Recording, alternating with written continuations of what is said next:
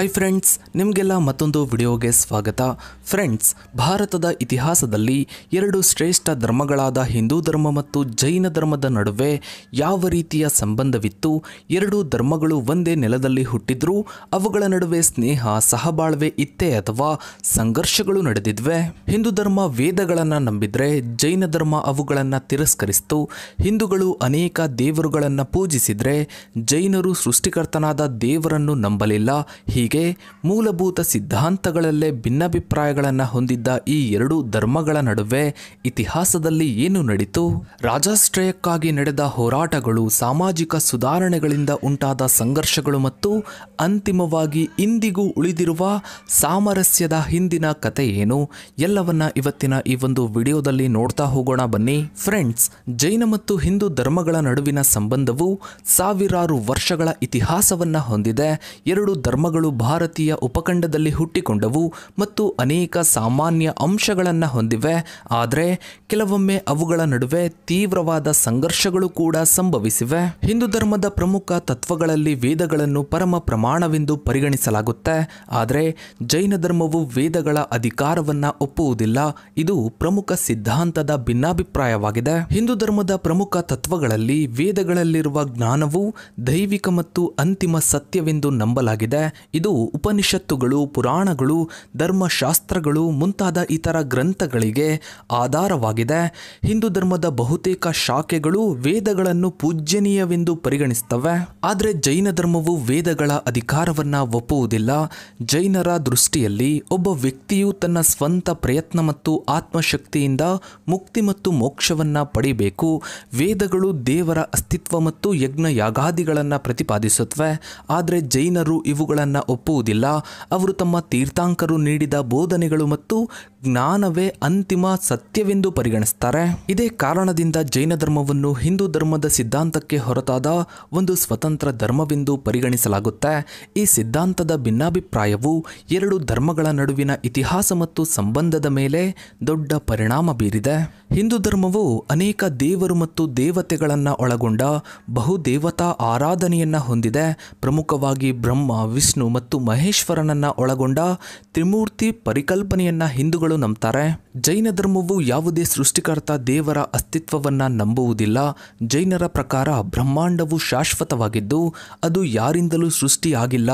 ಜೈನರು ತೀರ್ಥಾಂಕರನ್ನು ತಮ್ಮ ಆದರ್ಶ ಪುರುಷರಾಗಿ ಮತ್ತು ಆಧ್ಯಾತ್ಮಿಕ ಗುರುಗಳಾಗಿ ಪರಿಗಣಿಸ್ತಾರೆ. ತೀರ್ಥಾಂಕರರು ಸಾಮಾನ್ಯ ಮನುಷ್ಯರಾಗಿ ಹುಟ್ಟಿ ತಮ್ಮ ಪ್ರಯತ್ನದಿಂದ ಆತ್ಮ ಸಾಕ್ಷಾತ್ಕಾರ ಅಥವಾ ಜ್ಞಾನವನ್ನ ಪಡೆದವರು. ಇವರು ಜೀವನ, ಮರಣ ಮತ್ತು ಮೋಕ್ಷದ ಬಗ್ಗೆ ಜ್ಞಾನವನ್ನು ನೀಡುತ್ತಾರೆ. ಜೈನರ ಪ್ರಾರ್ಥನೆಗಳು ತೀರ್ಥಾಂಕರರ ಗುಣಗಳನ್ನು ಸ್ಮರಿಸುವುದು ಮತ್ತು ಆ ಗುಣಗಳನ್ನು ತಾವು ಪಡೆದುಕೊಳ್ಳಲು ಪ್ರಯತ್ನಿಸುವುದಾಗಿದೆ. ಹಿಂದೂ ಧರ್ಮದಲ್ಲಿ ದೇವರುಗಳನ್ನು ಪೂಜಿಸಿ ಆಶೀರ್ವಾದ ಪಡೆಯುವ ಮೂಲಕ ಮೋಕ್ಷವನ್ನು ಪಡೆಯಲು ಪ್ರಯತ್ನಿಸಿದರೆ, ಜೈನ ಧರ್ಮದಲ್ಲಿ ಸ್ವಂತ ಪ್ರಯತ್ನ ಮತ್ತು ತಪಸ್ಸಿನ ಮೂಲಕವೇ ಮುಕ್ತಿ ಪಡೆಯಲು ಸಾಧ್ಯ ಎಂದು ನಂಬಲಾಗಿದೆ. ಇದು ಎರಡೂ ಧರ್ಮಗಳ ನಡುವಿನ ಮತ್ತೊಂದು ನಿರ್ಣಾಯಕ ಭಿನ್ನಾಭಿಪ್ರಾಯ. ಇನ್ನು ಜೈನ ಧರ್ಮವು ಹಿಂದೂ ಧರ್ಮದ ಜಾತಿ ಪದ್ಧತಿಯನ್ನ ವಿರೋಧಿಸಿತು. ಇದು ಬ್ರಾಹ್ಮಣರ ಪ್ರಾಬಲ್ಯ ಮತ್ತು ಸಾಮಾಜಿಕ ಅಸಮಾನತೆಯನ್ನ ಪ್ರಶ್ನಿಸಿತು. ಇದರಿಂದಾಗಿ ಜೈನ ಧರ್ಮವು ಕ್ಷತ್ರಿಯರು ಮತ್ತು ವೈಶ್ಯರ ಬೆಂಬಲವನ್ನ ಗಳಿಸಿತು. ಈ ಸಾಮಾಜಿಕ ಸುಧಾರಣೆಗಳು ಸಂಘರ್ಷಕ್ಕೆ ಕಾರಣವಾದವು. ಪ್ರಾಚೀನ ಹಿಂದೂ ಸಮಾಜದಲ್ಲಿ ಜಾತಿ ಪದ್ಧತಿಯು ಒಂದು ಪ್ರಬಲವಾದ ಸಾಮಾಜಿಕ ವ್ಯವಸ್ಥೆಯಾಗಿತ್ತು. ಇದರಲ್ಲಿ ಬ್ರಾಹ್ಮಣರಿಗೆ ಅಗ್ರಸ್ಥಾನವಿತ್ತು ಮತ್ತು ನಂತರ ಕ್ಷತ್ರಿಯರು, ವೈಶ್ಯರು ಮತ್ತು ಶೂದ್ರರು ಇದ್ದರು. ಈ ವ್ಯವಸ್ಥೆಯು ಕಟ್ಟುನಿಟ್ಟಾದ ಸಾಮಾಜಿಕ ಶ್ರೇಣೀಕರಣವನ್ನು ಸೃಷ್ಟಿಸಿತು. ಕೆಲವರಿಗೆ ಸವಲತ್ತುಗಳನ್ನು ಮತ್ತು ಇತರರಿಗೆ ನಿರ್ಬಂಧಗಳನ್ನು ವಿಧಿಸಿತು. ಇದು ಅಸಮಾನತೆ ಮತ್ತು ಶೋಷಣೆಗೆ ಕಾರಣವಾಯಿತು. ಜೈನ ಧರ್ಮವು ಈ ಜಾತಿ ಪದ್ಧತಿಯನ್ನ ಸಂಪೂರ್ಣವಾಗಿ ವಿರೋಧಿಸಿತು. ಜೈನ ಧರ್ಮದ ಪ್ರಕಾರ ಒಬ್ಬ ವ್ಯಕ್ತಿಯು ಹುಟ್ಟಿನಿಂದ ಶ್ರೇಷ್ಠನಾಗುವುದಿಲ್ಲ, ಬದಲಾಗಿ ತನ್ನ ನಡತೆ, ಕರ್ಮ ಮತ್ತು ಅಹಿಂಸೆಯ ತತ್ವಗಳನ್ನು ಪಾಲಿಸುವುದರಿಂದ ಶ್ರೇಷ್ಠನಾಗ್ತಾನೆ. ಈ ಸಮಾನತೆಯ ತತ್ವವು ಸಮಾಜದ ಕೆಳವರ್ಗದ ಜನರನ್ನು ಮತ್ತು ವ್ಯಾಪಾರ ವ್ಯವಹಾರದಲ್ಲಿ ತೊಡಗಿಕೊಂಡಿದ್ದ ಶೈವರನ್ನ ಆಕರ್ಷಿಸಿತು. ಅಲ್ಲದೆ ಯುದ್ಧದ ಕಾರಣದಿಂದ ಆದ್ದರಿಂದ ಹಿಂಸೆಯ ಮಾರ್ಗದಲ್ಲಿರುವ ಕ್ಷತ್ರಿಯರು ಸಹ ಅಹಿಂಸೆಯ ಕಡೆಗೆ ಒಲವು ತೋರಿಸಿ ಜೈನ ಧರ್ಮವನ್ನ ಸ್ವೀಕರಿಸಿದರು. ಈ ಸಾಮಾಜಿಕ ಸುಧಾರಣಾ ಪ್ರಯತ್ನಗಳು ಬ್ರಾಹ್ಮಣ ಪ್ರಾಬಲ್ಯಕ್ಕೆ ಸವಾಲೊಡ್ಡಿದ್ವು. ಇದರಿಂದಾಗಿ ಹಿಂದೂ ಧರ್ಮದ ಸಂಪ್ರದಾಯವಾದಿ ಮತ್ತು ರಾಜಾಶ್ರಯ ಪಡೆದ ಭಾಗಗಳ ನಡುವೆ ಸಂಘರ್ಷಗಳು ಉಂಟಾದವು. ಕಾಲಕ್ರಮೇಣ ಜೈನ ಧರ್ಮವು ಒಂದು ಸ್ವತಂತ್ರ ಮತ್ತು ಪ್ರಬಲಶಾಲಿ ಧರ್ಮವಾಗಿ ಹೊರಹೊಮ್ಮಿತು. ಐತಿಹಾಸಿಕವಾಗಿ ಯಾವ ಧರ್ಮವು ರಾಜಾಶ್ರಯವನ್ನು ಪಡೆಯುತ್ತದೆಯೋ ಅದು ಪ್ರವರ್ಧಮಾನಕ್ಕೆ ಬರುವುದು ಸಾಮಾನ್ಯ. ಕೆಲವೊಮ್ಮೆ ಹಿಂದೂ ರಾಜರು ಜೈನ ಧರ್ಮವನ್ನ ಪೋಷಿಸಿದರೆ, ಇನ್ನು ಕೆಲವು ಕಾಲದಲ್ಲಿ ಹಿಂದೂ ಧರ್ಮವು ಜೈನ ಧರ್ಮದ ಪ್ರಭಾವವನ್ನು ಕಡಿಮೆ ಮಾಡಲು ಪ್ರಯತ್ನಿಸಿತು. ಎಕ್ಸಾಂಪಲ್ಗೆ ಆದಿ ಶಂಕರಾಚಾರ್ಯರು ಜೈನ ಮತ್ತು ಬೌದ್ಧ ಧರ್ಮಗಳ ಸಿದ್ಧಾಂತಗಳನ್ನು ವಿರೋಧಿಸಿ ಹಿಂದೂ ಧರ್ಮದ ಪುನರುತ್ಥಾನಕ್ಕೆ ಕಾರಣರಾದರು.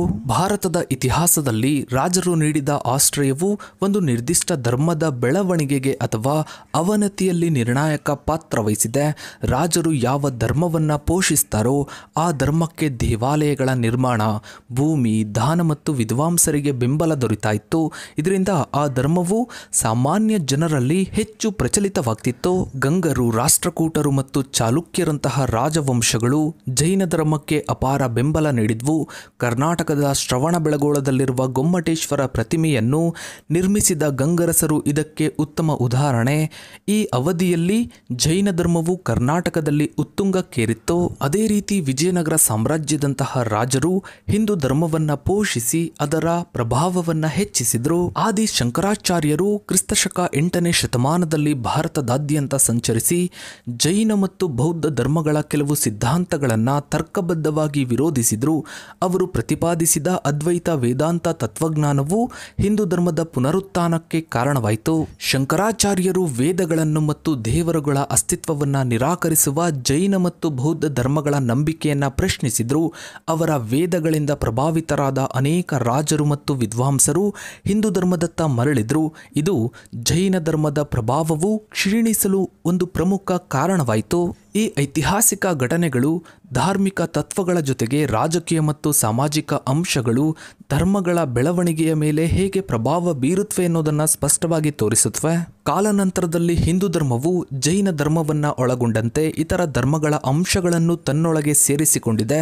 ಇಂದಿಗೂ ಜೈನರು ಹಿಂದೂ ದೇವಾಲಯಗಳಿಗೆ ಭೇಟಿ ನೀಡುವುದು ಮತ್ತು ಹಿಂದೂಗಳು ಜೈನ ದೇವಾಲಯಗಳಿಗೆ ಪೂಜಿಸುವುದು ಸಾಮಾನ್ಯ. ಇದು ಸಂಘರ್ಷದ ನಂತರ ಉಂಟಾದ ಸಹಬಾಳ್ವೆಯ ಸೂಚಕವಾಗಿದೆ. ಜೈನ ಧರ್ಮದ ತತ್ವಗಳು, ಅದರಲ್ಲೂ ಮುಖ್ಯವಾಗಿ ಅಹಿಂಸೆ ಮತ್ತು ತ್ಯಾಗ, ಹಿಂದೂ ಧರ್ಮದ ಮೇಲೂ ಪ್ರಭಾವ ಬೀರಿದೆ. ಅದೇ ರೀತಿ ಜೈನರು ಕೆಲವೊಮ್ಮೆ ಹಿಂದೂ ಆಚರಣೆಗಳನ್ನು ಮತ್ತು ಆರಾಧನಾ ಪದ್ಧತಿಗಳನ್ನು ಅಳವಡಿಸಿಕೊಂಡಿದ್ದಾರೆ. ಇದು ಪರಸ್ಪರ ಗೌರವ ಮತ್ತು ಹೊಂದಾಣಿಕೆಗೆ ಕಾರಣವಾಗಿದೆ. ಅನೇಕ ಜೈನರು ವಿಶೇಷವಾಗಿ ದಕ್ಷಿಣ ಭಾರತದಲ್ಲಿ ಲಕ್ಷ್ಮೀ ಪೂಜೆ, ಗಣೇಶ ಪೂಜೆ, ದೀಪಾವಳಿ ಮುಂತಾದ ಹಿಂದೂ ಧರ್ಮಗಳನ್ನು ಆಚರಿಸುತ್ತಾರೆ. ಅದೇ ರೀತಿ ಅನೇಕ ಹಿಂದೂಗಳು ಜೈನ ತೀರ್ಥಂಕರರನ್ನು ಮತ್ತು ಆಚಾರ್ಯರನ್ನು ಗೌರವಿಸುತ್ತಾರೆ.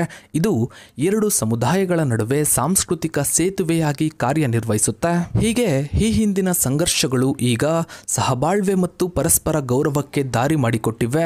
ಇದು ಧಾರ್ಮಿಕ ಸಂಯೋಜನೆ ಮತ್ತು ಸಹಿಷ್ಣುತೆಯ ಒಂದು ಉತ್ತಮ ಉದಾಹರಣೆಯಾಗಿದೆ.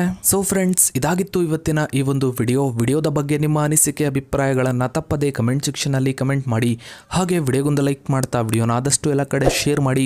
ನೀವಿನ್ನೂ ನಮ್ಮ ಚಾನಲ್ಗೆ ಸಬ್ಸ್ಕ್ರೈಬ್ ಆಗಿಲ್ಲ ಅಂದರೆ ಕೆಳಗಡೆ ಕಾಣೋ ಸಬ್ಸ್ಕ್ರೈಬ್ ಅನ್ನು ಕ್ಲಿಕ್ ಮಾಡಿ. ಹಾಗೆ ಪಕ್ಕದಲ್ಲಿ ಕಾಣೋ ಬೆಲ್ ಐಕನ್ ಕೂಡ ಕ್ಲಿಕ್ ಮಾಡಿ. Thanks for watching.